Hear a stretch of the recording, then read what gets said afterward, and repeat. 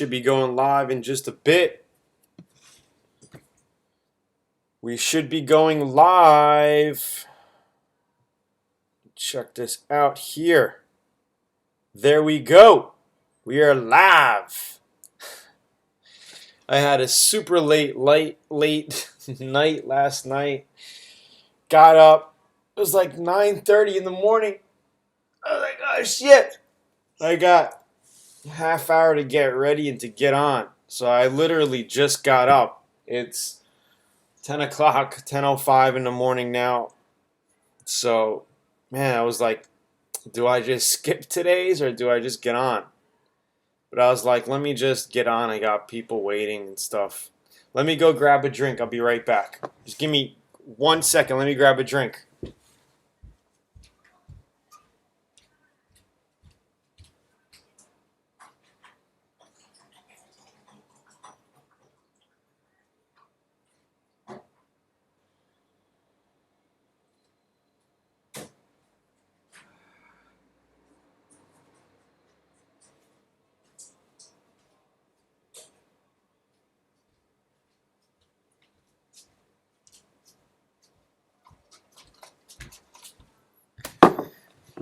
The dog is in the building. Yeah, I'm here. You guys hear me fine, right? Yeah, you follow the link. So there's two different links. There's one for the buy and sell live broadcast, and there's one for the auto body one, which is here. Okay, let me just make sure some of our settings are correct. So make sure we are good here. And we will get rocking. All right. So we are good. So today, I'm just going to do a short one. I got my laptop. Man, I really don't like drinking these sweet things early in the morning. This is just for like an extra boost, like later. But like I just got up, man, literally. Just got up, washed my face. I was like, God, I was up at 6:30 this morning. 6:30 a.m. I went to sleep at 2 a.m. Got up at 6:30 a.m. and I was like, I was up. Like I got on my phone, I was checking some emails, and I was like, dude, I'm a little tired. So I went back to sleep, and I thought I was gonna sleep for like an extra hour or hour and a half.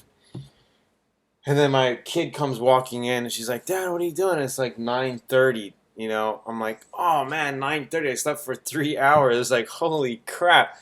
You ever do that? You ever, like, go back to sleep and, like, you wake up, like, out of, like, just getting shocked or whatever, or somebody walking in, or just wake up, and it's like 3 hours or a couple hours go by like that? Everybody do that? And it just feels like 5 minutes? To you, it felt like 5 or 10 minutes, but it's like 3 whole hours. You're like, holy crap. You guys anybody ever experienced that? That's what happened. I was like, oh shit, I got a YouTube live in like 10 minutes. Not 10 minutes, but 30 minutes. So I had to jump up and like, yeah, I'm still in Japan.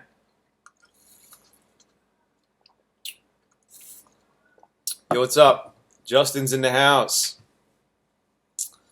Ant dog.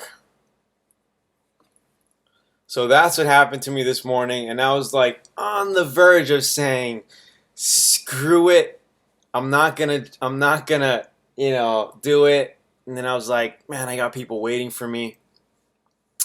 I'm like, I gotta do it, So I just freaking brushed my teeth, washed my face, set this up, sent the email out, and I'm here. And I just didn't know what to talk about too. I didn't have a title planned, so I just said, all right, what most body shops won't admit when they paint your car. So we're going to talk about some of the dirty secrets of body shops, because I've been in the game for a long time. I know a lot of body shops in the area, and I see what they do behind the scenes, and just give you some guys heads up.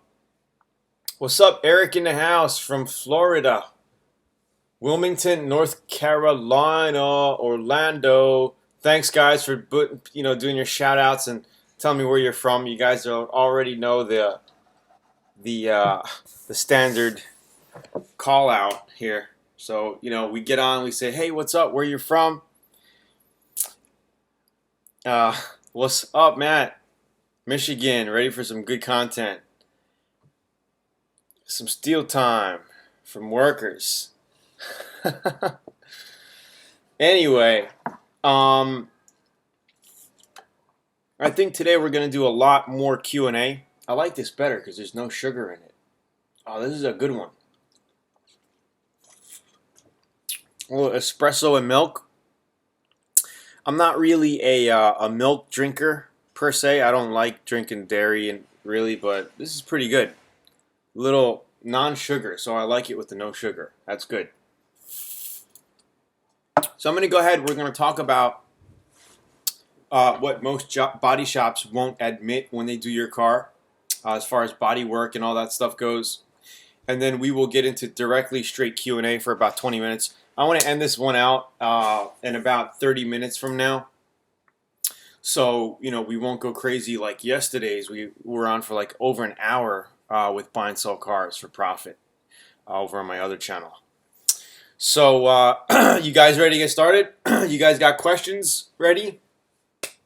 Okay, awesome. So we got Prod, Connecticut in the house, Chattanooga, Tennessee, Low Rollin, Theodore, what up? Trinidad man, Trinidad. I would like to go to Trinidad man and go do some fishing man. Alright, so most body shops, when you go to a body shop, you go get a paint job done, okay? 80%, 90% of the time, they're going to put the cheap paint on your car, all right? Unless you specifically ask and you specifically buy the material, or you say, or you're on their ass. If you're having a custom car done, right, or a car that's close to your heart, and you go to a body shop and you're like one of those guys who check back every week. You come by, you make friends with the body shop guy, right? And you check back in, say it's a big restoration project you're doing. You got a lot of body work on it, and you're trying to be cool with the body shop guy and be like, "Yeah, can I check in every once in a while, see how you're doing on the car?" He's like, "Yeah, no problem, come in." We had a lot of those kind of people come to our shop, and you'll get people like that, and that's cool. That's cool. But a lot of people are paranoid about body shops because they know body shops do, botchy jobs, like behind the scenes, behind the primer. It's some body shops you'll tell them to sheet metal some holes. They'll crumple up some newspaper, stuff the hole. Put some shit in the back, especially where you can't see in the back of the panel. They'll just fill the hole, bondo it up, and do it. I mean, I don't know why some body shops do that. I've known of guys who've done that because, I mean, you're in business. You're going to be around. Most likely, you're going to be in that same body shop next year or the year after. And if you do body jobs like that, crumpling up newspapers, filling the hole, bondoing it all up, and just, they don't last too long. Something like that, especially in the weather, you got 2 years max. If it lasts for 2 years outside in the weather, you did pretty good. But if you don't ask for good materials and good clear coats and make sure that they're going to put the good shit on your car, a lot of them use the economical brand, which is not bad, but they save a lot of money and pocket a lot of profit that way by doing the economical. And one main difference that I talk about in my VIP course is that you can have a $100 a gallon clear setup system. Okay, spray it on the car, it'll look great. Okay, you give it a week, it'll look dry. Okay, after it cures, it's called dieback. All right, so the clear really just takes a little while to dry and cure, and then it starts to look a little dull looking. Okay, you're gonna get that with a lot of the inexpensive clears, the cheap clears. The medium grade, you'll get it, but not that bad.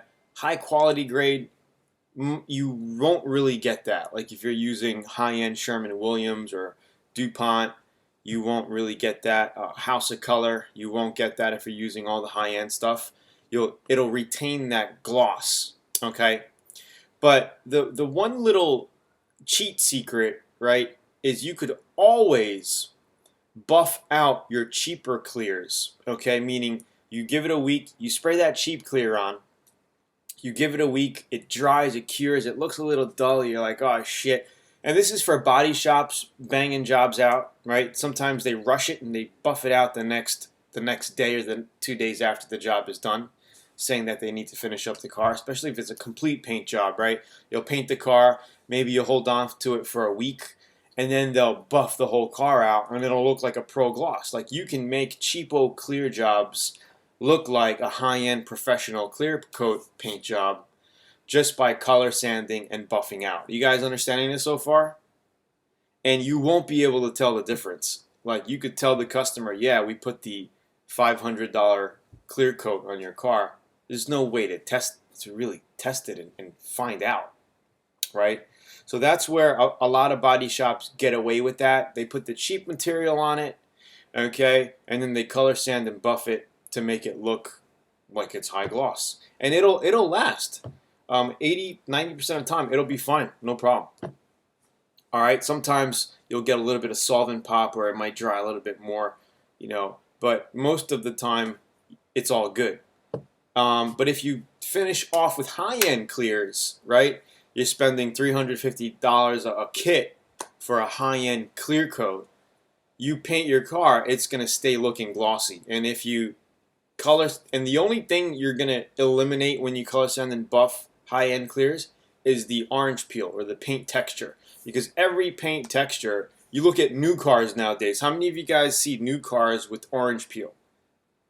Right? You guys go out there, you look at new cars, and you look at a little orange peel, right? That's because of, factory paint, you get orange peel as well. That's because of thin paints. The machines spray them on quickly, and yeah, you do see orange peel on cars. And I have a 2015 Toyota Highlander, brand new off the lot. And when I was buying it, I had an issue. I was like, dude, this car has some orange peel. Can we look at another model, another color? And all of them had the same orange peely effect. Not bad, but coming from a painter's eye, it's like, dude, you guys got to put better paint jobs on these things, But I ended up buying it. Not a big deal. To the public, they're all the same, right? You have that texture. But to me, it was like, man. So if I really wanted to fix that, I'd have to basically sand the car down with like a 1200 grit and put 2 coats of clear on it, then buff it out. But why do that to a brand new car, right? Some people are anal enough to want to do that. Me, I got the car for my wife. She's driving around with the kids. We already got a couple of scratches on it. So it's not like I'm not an anal guy on my own cars. It's like it's a get around car, right? It's not a show car. It's a new car, but whatever. You guys get the point. So, those are some of the hidden things behind the scenes that body shops will do to most of your paint jobs. That's why a lot of people don't trust body shops. A lot of people would rather do their own paint jobs and do a good job, especially if they're doing something personal and sentimental. Like if you're working on one of your 240s or a drift car and it's a car that you love and you're a passionate car guy like me, man, when I was in my teens, I really loved working on cars. It took the stress out. I'd be in my, working on my car at my friends, BSing, drinking a beer or whatever, and, putting the nicest paint job on it and making sure every single panel was nice and flat and sanded and buffed. And I used to get comments on my car. I used to drive around and people were like, damn, nice paint job. Who did it? Me, I did it. That's one of the cool things. And once you learn this skill is, people start to respect you, and then you start getting jobs. Your car becomes your advertisement. So if you do a nice paint job to your own car, right, it doesn't matter what year it is. It could be a classic, an 80-something, or a 90-something, 2000, whatever. But you got that thing looking nice. We'll get to questions in just a bit. I'm just on a roll telling stories here, right? You get it looking nice. You go out, You have confidence. You have pride. You know you can get the job done. Practice on your own car if you don't want to practice on people's cars. Do your car. Then you're going to get a friend that says, dude, I got a scratch on my fender. How much are you going to charge me? Then you could say, dude, give me 300. I'll buy all the materials. I'll do your fender for you. All right? Then word of mouth. Then that's how it goes out. And people start saying, wow, his friend. Dude, word of mouth in this business is number one. I can't tell you how many jobs I got in college, and even high school. Getting out of high school, I was young, 16, 17. I dropped out, right? Like everybody in school knew I painted cars. I had friends' uncles paying me to paint their car, right? College, I was painting friends' cars in college, right? I was doing DIY shit. People would say, Tony, I'm gonna prep my car, blah blah blah, in a residential neighborhood. One of my friends, he had a 240 Drifter, 240 SX. It was like a 96 or something like that, the newer model. We did the whole thing like a nice gold paint job. He put plastic tarps all around. We were spraying. We had clear coat going down the street. Imagine, subdivision, houses all over the place. He had fans blowing out. I was like, oh shit. We were doing it like at 7 o'clock at night, 8 o'clock, so it wasn't that bad. But you look outside and like you got a cloud of clear coat smoke going down the street, and he's like, don't worry about it. I was like, all right, it came out beautiful though, So that's how it does. All right. You guys liking this so far? You guys like that little story? Okay, and I wouldn't do that if a guy came to my place, or if I was doing friends' cars who had sheet metal work, and I would actually take pictures of my work as I go.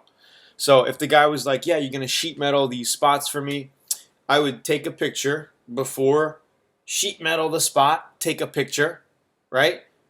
And just for proof, I mean, you could put not a magnet, because we use stainless steel. So if you put a magnet on a hole that you sheet metaled, it's not going to stick. Magnets don't stick to stainless steel, right? But if you're using like a galvanized, it'll stick.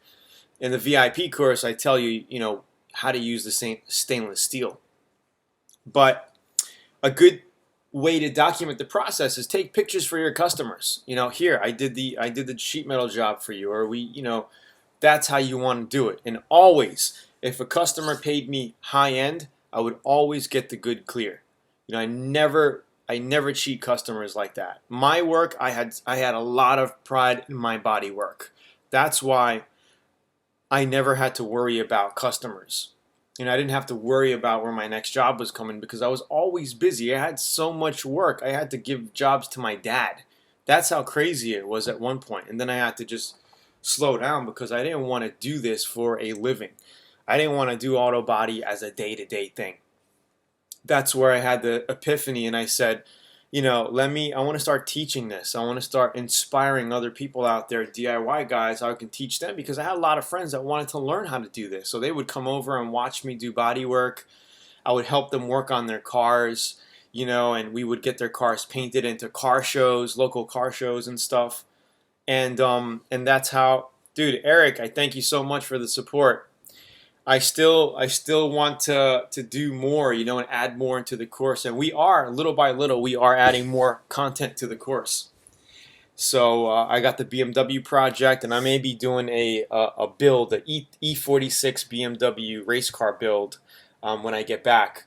But a lot of things going on right now. I don't know if many of you guys know, but my second girl was born disabled. She's 2.5 years old right now.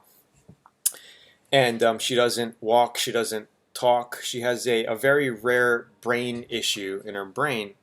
And only 6,000 kids in the world have it. So it's a very, very rare syndrome. It's called Aicardi syndrome.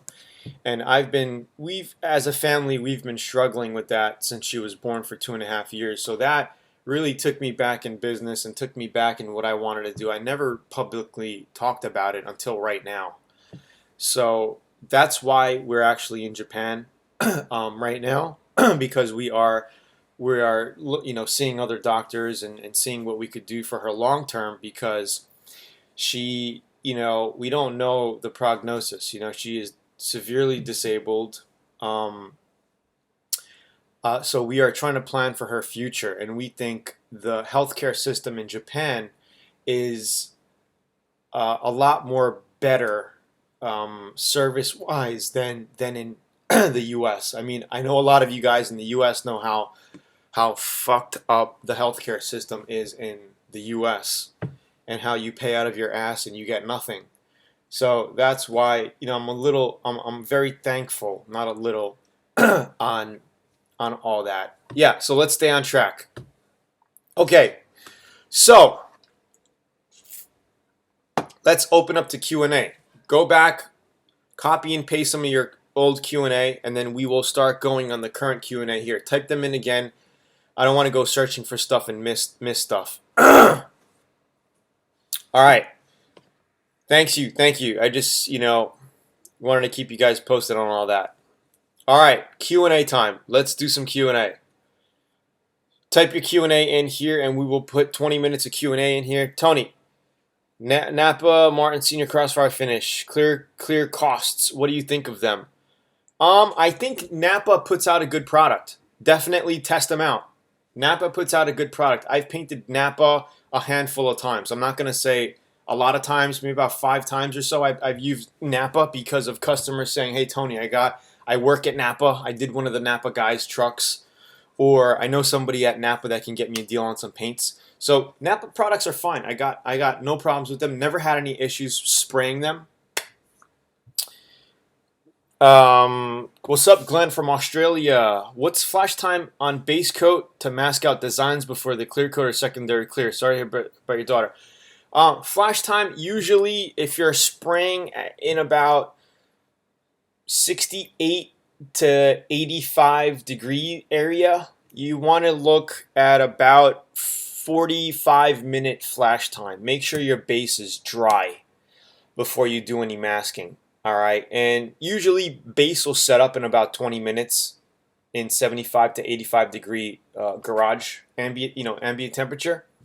But you know, always when you spray your base coat, right, you give it about 20-30 minutes. You always touch the masking tape. You never touch your panel. Touch the masking tape to see how dry it is. Okay, then I would give it, if it feels pretty dry, give it an extra 10-15 minutes, let it dry, and then make sure you tack everything down. Get all the overspray off, and then do your fine line tape in your masking. All right, so I would say 30 to 45 minutes depending on your ambient temperature. Cool. What is your, hold on, man, questions are coming in like crazy. Okay, what is your go-to medium grade base coat clear coat? I would say, I mean, a Nason setup isn't bad. It's pretty cheap. Nason, I tried the Advantage. I didn't like that. It's there's a brand called Advantage. My local auto body supply sells that. I forgot the exact number of the clear coat, but there are a couple of grades. I had extreme dieback on it. That's the one I did the moped on. Extreme dieback after 2 weeks. I mean, it was glossy and then it got dull again. So for me to fix that, I'd have to just scuff it out with maybe 1500 and put 2 more coats of clear on it. And you can put other brands of clear on it. So if you're unhappy with a certain clear that came out, you let it cure for about 2-3 weeks. You water sand it, and you could just put a House of Kolor clear coat on if you want. All right. Let me go back up here. Okay, question on low volume, low pressure. Type in your question. Finish, clear coats, finish 1 is good. Check out finish 1, Tony Pepperoni. Hi, why don't you send me email? I blasted out an email to my entire subscriber base. I don't know, maybe you're not on my email list, but you are here. So maybe you got your YouTube notification. Let's see. Painting fiberglass. I'm gonna paint a white fiberglass hood black. Notice that the hood has a lot of few imperfections I need to work on. What type of body filler should I use? You could use, I would maybe use a kitty hair. It's a fiberglass mixture with Bondo. It's called kitty hair. But I mean, you could just use a basic body filler as well. You don't have to use, unless you're doing patches, you're patching holes, I would use that.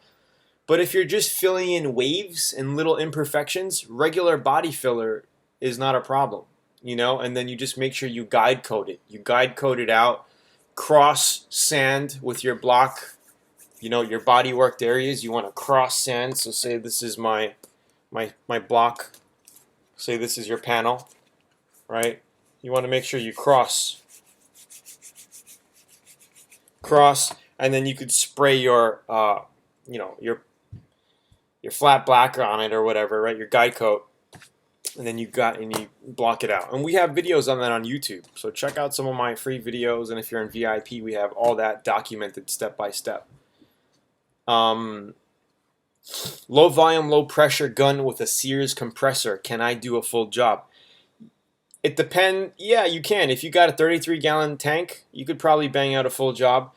We talked about this on some of the last live ones. Was you're going to run into pressure issues because, you know, when you're doing a full paint job, you need a large air compressor, a tank, to give you the volume of air, right? You need the backup because when you're continuously spraying, you're going to lose air pressure in your tank, and then your machine's going to kick on to compensate and to refill the tank up. But when you're continuously spraying, you continuously air coming out, even on a low pressure gun, low volume, low pressure, you're going to get a little drop. So sometimes you're going to have to wait a minute or two for the, you know, for it to build back up, and then you could continue. It's a little tricky to do, but you can do it.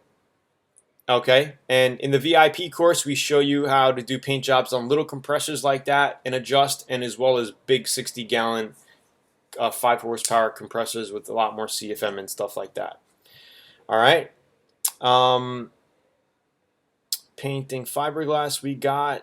Let's see. Hold on, guys. These freaking questions are coming in like crazy. Okay, I'm just trying to make sure we get them here. Moped. I've got great results with Nason, Martin Sr., base coat, clear coat.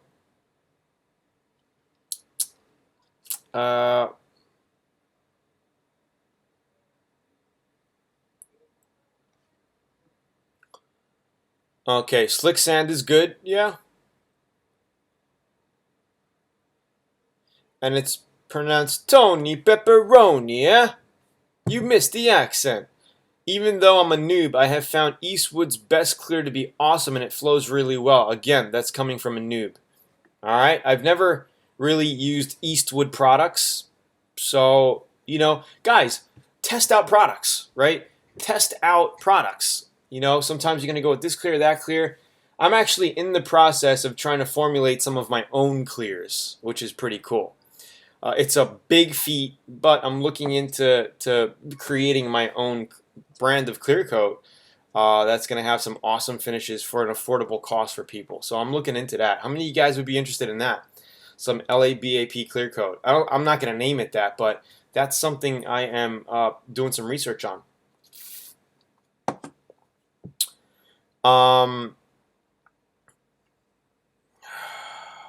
Okay. Have you used Ukraine products? I have not. Why does my clear coat get foggy? Okay, it could be because of just cheap clear coat. Cheap clear coat will naturally have a yellow tint in it. So if you're mixing up your clear, like, man, this kind of looks like a little yellow. That's how it is. When you spray it on your car, you're not going to really notice it. Okay, it's just because it's condensed on clear. You got so much clear, it'll have that natural yellowish tint to it.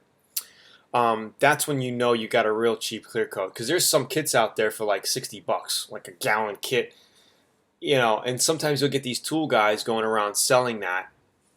The tool trucks, you know, if you're in a body shop location. Like, yeah, test out this clear. I remember this guy with a Snap-on truck always tried to push his clear. We used it, and I was like, don't sell it to us anymore. Yeah, that's called dieback. Yeah, dieback is when you spray the clear, and then after a couple of days, it's glossy, and then it starts to look dull again. It's like, what the F? Do you have any tips for keeping moisture out of your system? Yeah, so if you're in, humid, you got your tank on, it's building up, you always want to have a water separator, all right, coming off your tank about 10 to 15 feet away. Always drain it. So you always want to drain it before you start, midway through your paint job or quarter way through your paint. Just check it and drain the release valve. Drain your tank, before and midway, just to check it, because sometimes you have water build up. And you go from there, and you always want to have another water separator at the base of your gun. Always. That's very important. That your hose comes up, you have that last water separator here, that water filter right before your gun, and that helps take all the water out of your lines.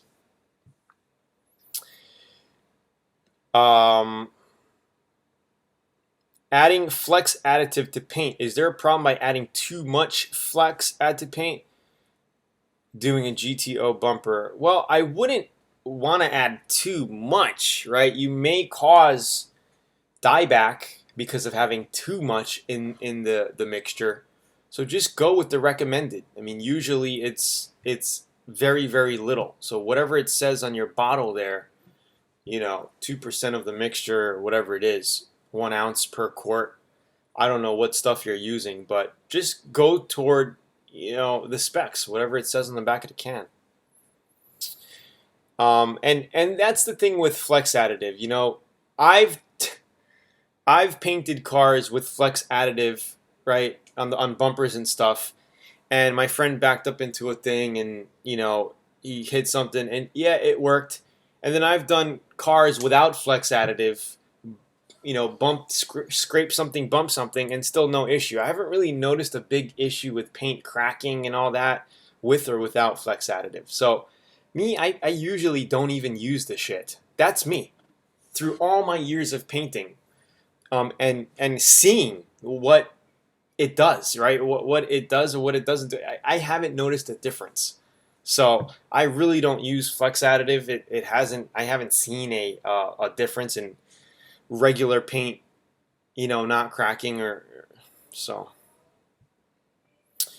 I applied it to my headlight after I sanded it with 600, but the clear coat came out foggy. Was it dieback or was it just too hot outside? It could be just a clear. What kind of clear did you use? I would say a bad clear would do that. Yeah. Slow activator in high heat, and high activator or medium in a low heat.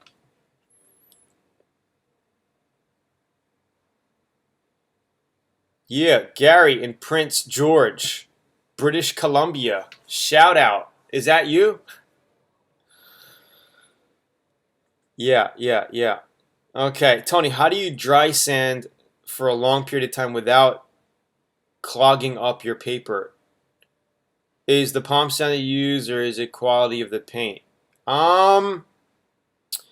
It all depends. Sometimes you'll get clog up very quickly because of your paint being a little tacky. So if you're sanding clear coat in order to prep for buffing, and your paint is still a little tacky, maybe it's dry a couple of days, you're going to go through a lot of paper because it's going to tack up like that. That means your paint isn't cured enough. So I would let the paint cure a little bit more. You want to make sure what you're sanding is dry. Okay, clogging up comes from tacky paint, tacky Bondo. Not tacky, but just uncured. And that's what's going to clog up. And always hit your DA, right? You got your DA pad.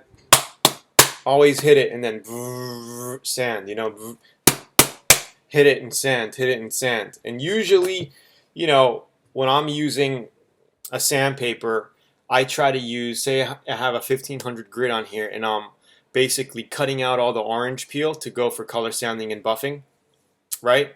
So I'll try to say, I'll use probably 4 brand new sheets on a hood, a quarter. I'll use maybe 1 on a fender, right? That's how much pads you're going to go through, how many sheets of paper, sandpaper you're going to go through.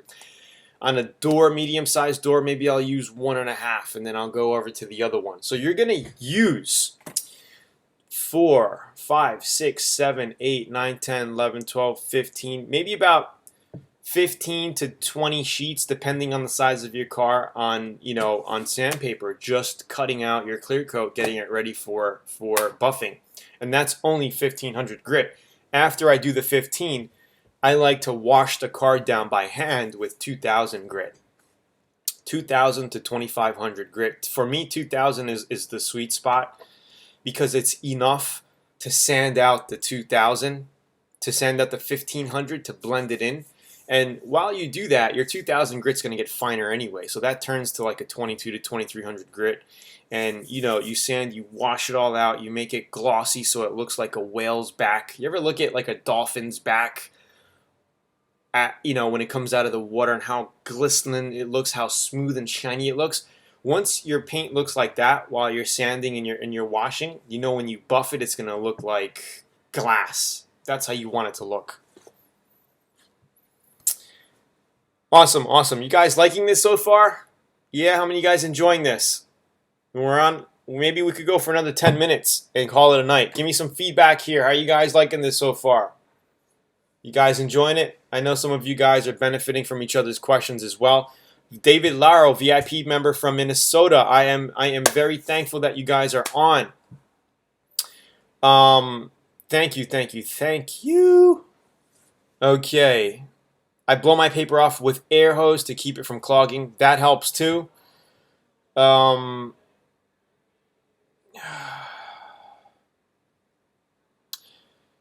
Okay.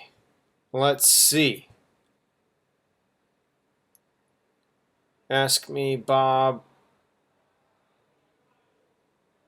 Awesome, awesome. Okay. Get a parts book, bro. Then show your neighbor or says about. All right, what's going on here? Contact our customer support, please, if you have an issue.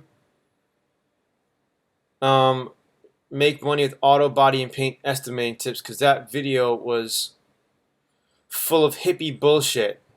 I tried to charge my neighbor for the 300 for the fender scratch. Well, that wasn't. That's not being sold individually. That comes as a bonus. So I don't know what you're talking about. All right. So let's see. What prep should be done before painting over rust? Well, you want to grind down your rusted area. You want to treat it with vinegar water. You could do a 50-50 mixture with vinegar and water. Get it on there so it kills the rust. And then you want to let that dry. Then you scuff it again, okay? And you could Bondo it up. There's two ways to do it. You could do it the cheap way or the expensive way, right? Or the correct way, not the expensive way. The cheap way is to just fill it up with Bondo. You could put a little, what is that tape called? It's like a metal tape that you could tape on to fill the hole, and then you Bondo over it. It depends what you're trying to do. You could crumple up some newspaper, do it, and fill it. If you're doing like a paint job that you're going to sell the car, or you just want to put a quick paint job on a guy's car, the guy doesn't care. He just wants a bang paint job, get it out the door. Or you can sheet metal it. So what I do is I cut out a piece of stainless steel sheet metal and I spot weld it on. Then you grind it, clean. And then you put Bondo and body filler over that and you shape it, you prime it, you glaze it, water sand it, prime it again, water sand it, and you're ready for paint. That's the process. Okay. How big of an air tank do I need to paint a car? A full car, if you have about a 60 to 80 gallon air compressor with a 5 to 10 horsepower motor, you're fine. Me and my DIY home garage, I have a 60 gallon Bel Air compressor with a 5 horsepower that puts out about 16 to 18 CFM. So you got a lot of air coming out.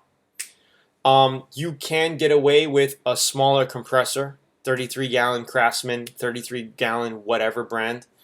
But you're going to have the fluctuation in pressure. So you're going to have to wait a little bit, paint half your car, wait a little bit, paint the other half for the pressure to build up. You can get away with it, but that's the deal.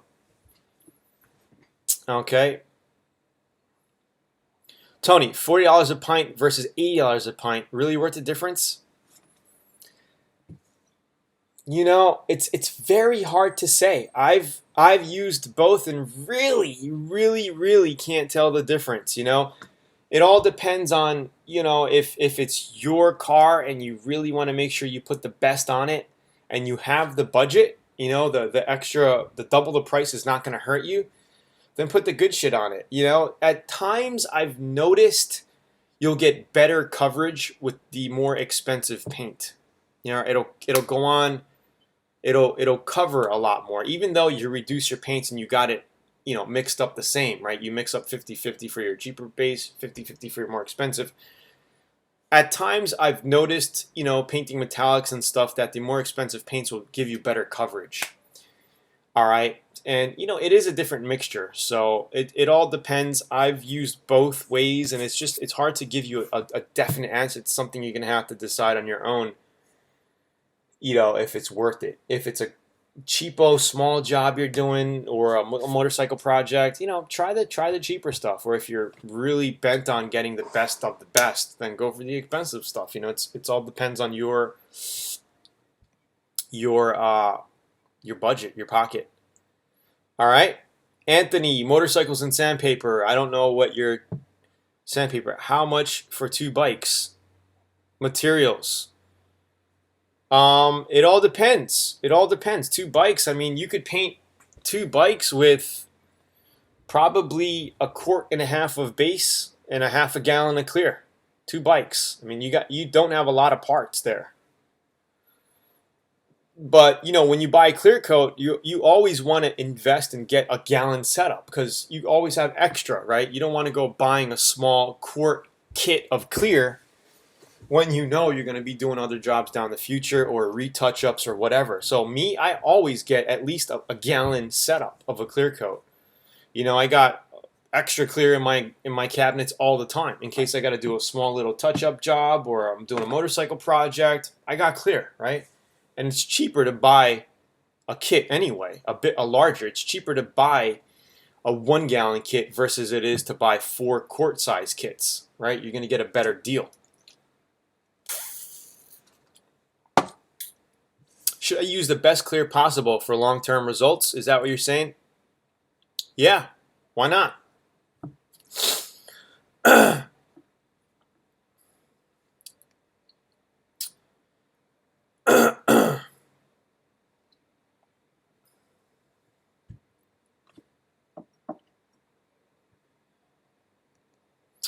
All right, let's see what is going on. Can you add metallic to a single stage paint like Rust-Oleum for painting a car hauler? No. J Stallard Customs. If you mix in metallic in a single stage, that paint is so thick it's going to bury your metallic. You're going to have to put a whole bottle in there and still you're going to have an issue. The best way to do it is to spray your single stage and then clear on top of it. So you can put a polyurethane clear coat on top of a single stage paint job. So it's going to turn out to be a 2-stage unless you buy metallic from the beginning. And why use Rust-Oleum? Why don't you just get a professional automotive single stage with metallic in it with your desired color, right? Forget the Rust-Oleum, just get a single stage metallic, right? Nason has a bunch of them. DuPont, you can get single stage all over the place for about $100 a kit or less, and you get your metallic in it right there. So you don't have to go 2-stage, right? But to do a 2-stage on a flat single stage, you're going to have to put clear coat on top of it with your flake or with your metallic or whatever, your pearls or whatever you're doing. You go on top of it. Paul said the same thing. Can you put microflake in the base coat rather than in the clear coat? Well, if you do that, it buries it. To get the maximum effect, you order your base coat with metallic in it, so they do it. They do the correct mixture, because you could, when you order paint, you can go through the color book and pick out metallics. Okay, then you can add clear coat on top of that with extra micro sequence. You can add pearls, okay, and stuff like that. So yeah, I just booted somebody off here who kept on talking a lot of shit. So if you talk a lot of shit, I'm just gonna boot you out. I don't care. So that's how we roll. We want to keep this positive. All right. Benefits of wet sanding versus dry sanding. I like both. I like dry sanding because you can see easier what you're cutting. So if say I'm doing a color sanding and buffing, I have clear coat that's freshly painted clear coat that's dry. I got a 1500 grit on my DA and I'm dry sanding, right? You could see visually how much you're cutting right there, because you'll see the craters and the dips that you're cutting down the mountains, and you'll see all the glossy spots, which means you didn't go down enough, right? You could just dust it, you can see what you're doing. That's why I like dry sanding when I'm color sanding and buffing. But you got to be careful, because if you go too much, or you don't know how the machine, you don't have the feeling, the extension of your hand to the machine, and have enough experience, you can burn corners. You can burn right through it. So you got to be careful. Keep it always moving. Check it. And once it's all flat, like a matte flat color, you're down flat. That's how I like to leave it. And then what I do is I go over it. I wash it out with my 2000 grit wet sand.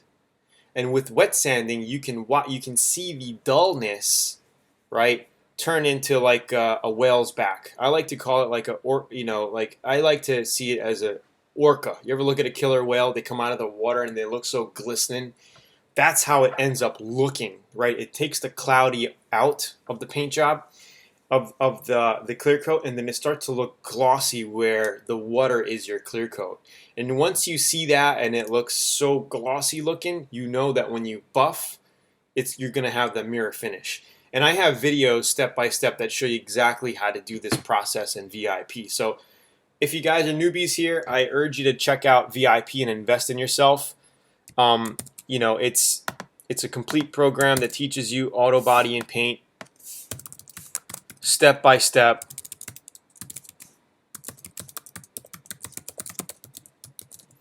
Here, check this out, VIP. Go to this link, just check it out. You could read my story, how I got started, and all that, and the special price we're doing right now on VIP, which gives you access to a bunch of training videos, over 100 hours of training videos. We just uploaded 2 new series, and I got more series on the pipeline coming our way. We hired a professional video editor, so we're going to be getting new stuff off a lot quicker now.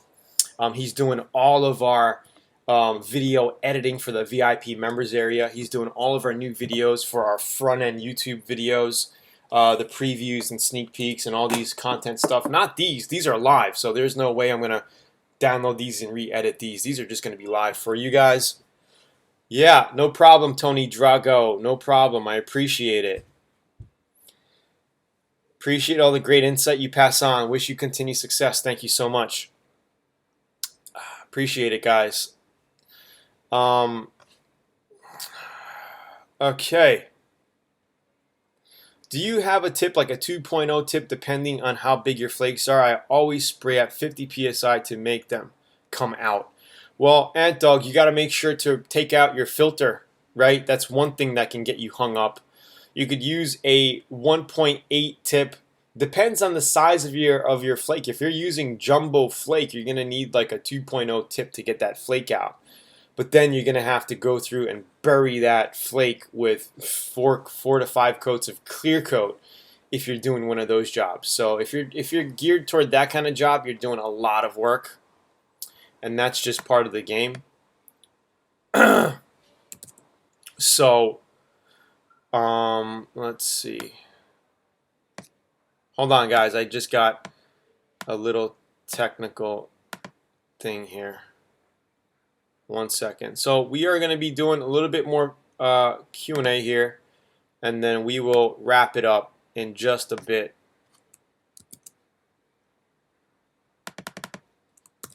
So you guys liking this so far? Give me some feedback. Feedback. Runs Forest. How do I pronounce that? VIP member here. Glad I got it. Great info. What do you use for spraying bass boat flake? Gun tip. Want to do a 70s chopper inspired paint job on my bike. Awesome. Thank you. Well, I would use, if you're going to be using jumbo flake, use a 2.0 tip, and you could mix your flake into an inner coat. Okay, look for the PPG DBC intercoat, where it's basically a flat base coat. You could mix that in, and then you gotta pound your clear on it. You know, if you're doing jumbo flake like that, you're gonna be putting 4, 5, 6 coats of clear. Okay, so be prepared to lay on your clear coat, and you're also gonna have to probably wait, let that cure and dry, sand out some of the imperfections, because sometimes I've seen jumbo flake and then it feels like freaking sandpaper. You got so much flake in it, right? Your finished paint job is going to feel like crap. You're going to have to flatten it out, and then you may have to spray 3 more coats on top of that to fully bury it in to give you a deep paint job look, you know, that deep look. And, you know, some of those boat paint jobs, those things got, you know, 10 to 15 coats of clear on it. That's how deep these paints are. All right. Yeah. Thank you, Eric. Eric K. Eric Pierce. There's a Drago Racing spec me out. I just thought you were him. Can you clear over paint if it has been a few days or longer, or do you have to sand it? So you're talking about, Ryan, you're talking about base coat, right? If it's a couple of days, just tack it down and you could paint over it. If it's more than a week or two, I would rebase it. You know, tack it down, shoot another coat of base on it so you have fresh paint, wait 30 minutes, and then do your clear coat. All right, but if it's like a day, maybe 2 days, you could clear coat right over it. You're not going to have any issues. All right. Awesome. After spraying my base coat, how long can I wait to spray the clear eye airbrush? Well, base coat flashes in about 20 to 45 minutes in that area, and I see that 30-40 minutes is a good flash time for base coat. Usually, when you're basing a car, or when you're painting a car, it'll take you a half hour to go around the car. Usually, okay? Maybe sometimes longer depending on if you're doing a big car or a van or something. Okay, so by the time you go around, your first panel that you started off with is pretty much dry, pretty much ready to go paint to go again. So you usually just mix up. I wait about 10 minutes and then you're good to go around again. You guys see how that works? All right, that is the URL to the VIP club. If none of you guys are VIP, check it out. See all the awesome, amazing information that I'm going to be giving you. And I know you're going to love it.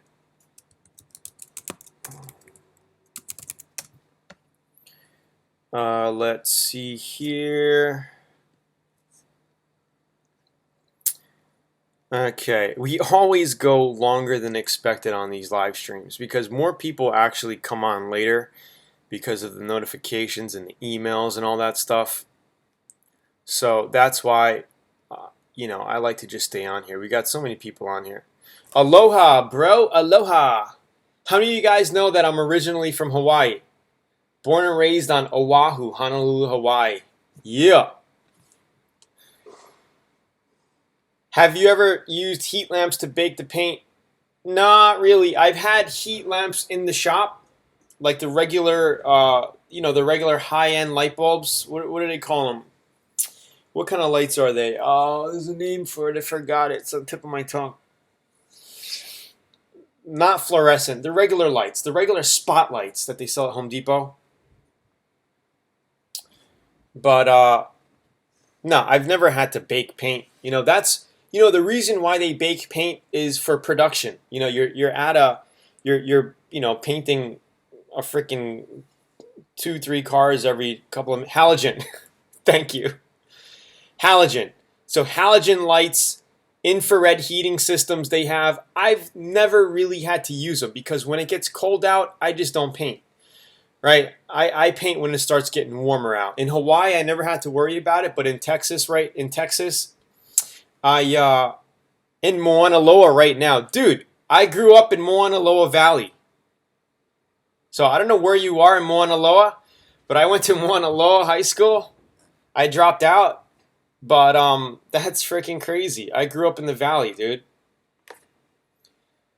So pretty awesome. I miss home, man. I haven't been back home in like 2 years, close to 2 years. I miss home. I miss my Kahlua pig plate. I miss my Hawaiian, my local grinds. Okay. All right. I'm like lost track here. I lost track. Thank you, Caliber747. Says, I'm a VIP member here. Great info. I'm VIP. It's been totally worth the cost, guys. Thank you so much, man. Thank you for all the awesome... Dude, VIP members, I am actually in the process of also getting like awesome shirts made. So give me some feedback quickly. What kind of shirts do you want? We can have like LABAP logo, or we can have, I just want to do something cool, and I want to have some new shirts out for VIP guys, and we'll put them on the store so you can buy them. Cheap. They're not going to be a lot of money, 15, 20 bucks. I'm not going to go crazy like Gas Monkey Garage and charge $35 for a t-shirt. That's ridiculous. But I want to have some awesome like VIP shirts for us VIP dudes. We still have our Learn Auto Body. But that's something I've been wanting to get out. She goes at Pro Ridge. How many Hawaii guys we have in here? Like, we got more Hawaii guys in here or what? More than one? I did 3 years at Schofield. Dude, that's like right up the road from me. Damn. You guys are making me reminisce. Black shirts. Yeah, we'll have all different color shirts. Yeah, I've been wanting to go to SEMA, November. It's been, like I said, it's been very hard with my daughter the past 2.5 years. So, like conventions. I've been wanting to do a convention at SEMA, like have a booth with LABAP and have some courses out and stuff like that. Have a couple of LABAP girls in bikinis. Would you guys like that? Like promoting LABAP, all that. Promoting the YouTube channel, promoting the course and our shirts and stuff at SEMA. So actually, I have a buddy of mine. He's really big into detox. He sells detox kits, like if you're trying to pass a drug test or all that. And Japanese girls, that's a good one, man. That's a good one. We should do a LABAP booth at SEMA with like a couple Japanese girls. How would you guys like that? And then we'll do like a whole video shoot. If you guys can make it live, you fly into SEMA, check out the whole show, say what's up. Dude, that would be killer. Japanese girls at SEMA with like bikinis and like the LABAP logo on their butt or something, Something eye-catchy. Yeah,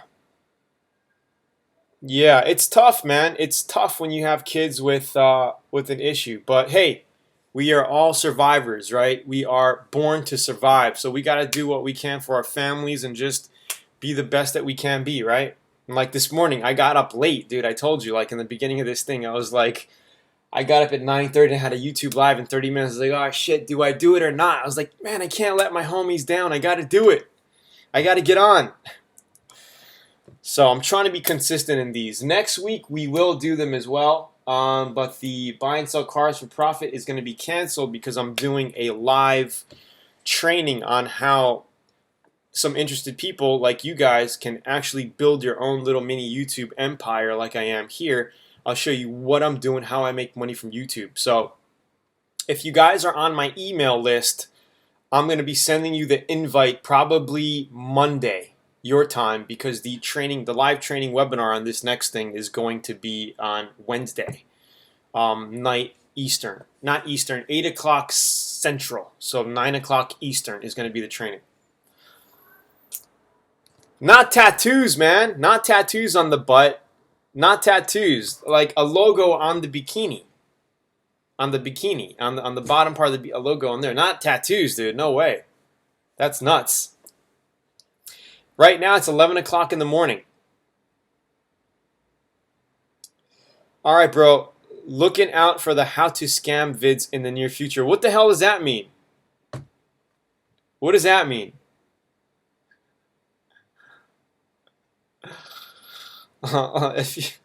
Weird, dude. Weird.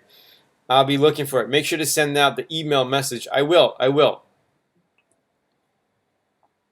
All right, so maybe we will close it off in just a bit. Yeah, maybe I'll dump his ass.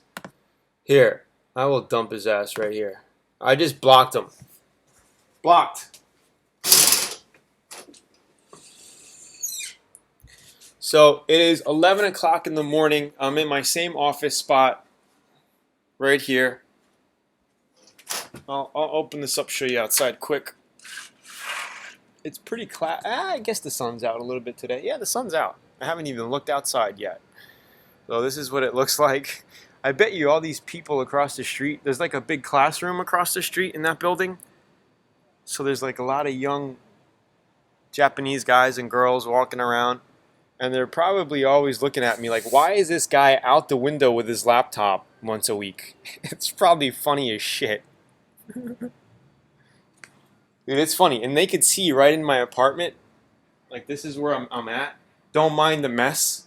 Like, this is where I slept last night. So this is kind of like my mini office, my room. My wife sleeps upstairs with the kids. So, like, I got this whole room to myself. And there's like a shower in the very back. If I go in the back, if I go all the way in the back, it's like it cuts out, so I can't go back there. Yeah, so no, I got some other cool things planned up. I'm going to be heading out to a Honda dealership here, and I'm going to be filming some awesome Japanese cars. Like, there's a lot of mini K cars here in Japan, like small cars, which are really cool. So we're gonna go to a Honda dealership. I'm gonna take some insider video of what it looks like. We're gonna try to pass by some automotive shop zones and check out, see what they're doing here in the automotive. And actually, I may be moving here part-time, maybe 6 months out of the year, because of the thing with my daughter. So we're kind of planning on that, and I think by the first of next year, we're gonna move back here for a while. So I'm gonna be moving back and forth from my shop in Dallas to here, and who knows what's going to happen. I'm trying to build this thing as big as I can, but I can't build it beyond my means. So the more and more people I can help here with Autobody, and the bigger the audience we build, the more cooler things I can do. I would love to get into the Japanese auto scene and mix that into what we have here. To give you guys an insider view of what it really looks like, what it's like. Go to the Japanese auto salon in Tokyo, do some video there, maybe even have a little booth there. So I'm still in the middle of making my connections here. I don't know a lot of people in the automotive industry here yet. I do know some drifters here. Yeah, Dallas. So, it's just a lot of things to do. I would really love to get into drifting. Skyline, absolutely. I would love to do up a Skyline, but right now the way, how things are situated is I don't have a shop here yet. I would love to get my own place here, where I could have my own auto shop and just do switch and forth from Dallas, in the US, doing stuff there, to Japan scene, so we can give you like both views of how things are. I think that would be awesome. But that's just kind of like my grander vision. I'm still young, and we still have, as long as the world doesn't implode, and you know all this crazy shit going on doesn't get too crazy. Yeah, Sylvia, that I would love to build one of those. I would love to, but it's like, you know, that costs money. You know, you need at least 30 G's to build a nice one. You know, to paint job, engine, everything. You know, 20, 30 G's, you build a pimp ass car. So it's like, you know, I have the money, but it's like, do I blow it on that now? I don't want to blow it on that now. You know, you got priorities and you got other things you got to knock out first, right? So, little by little, little by little. So that's how we are going to be running things. Yeah, dude, there are a lot of Japanese cars here, awesome cars. So, you know, it's tough right now. It's tough for me because I don't have a car. So, like, we're here, and you know, every time we got to go somewhere, I got to take a taxi, I got to get the bus, or we got to wait for my wife's parents to take us somewhere. And it's not easy to commute when you have a wife and 2 kids if you're bringing them around, right? It's not very easy. For me, by myself, I can commute, but, you know, I've just been working a lot lately. So, you know, little by little. All right, so here's the VIP offer for you newbies if you want to check it out. I know you're going to love it. Join us. And we will be back here next week. But in the meantime, I'll probably have some more. I'll give you my 240Z, no motor. Appreciate it. Rusted as hell. I appreciate the offer.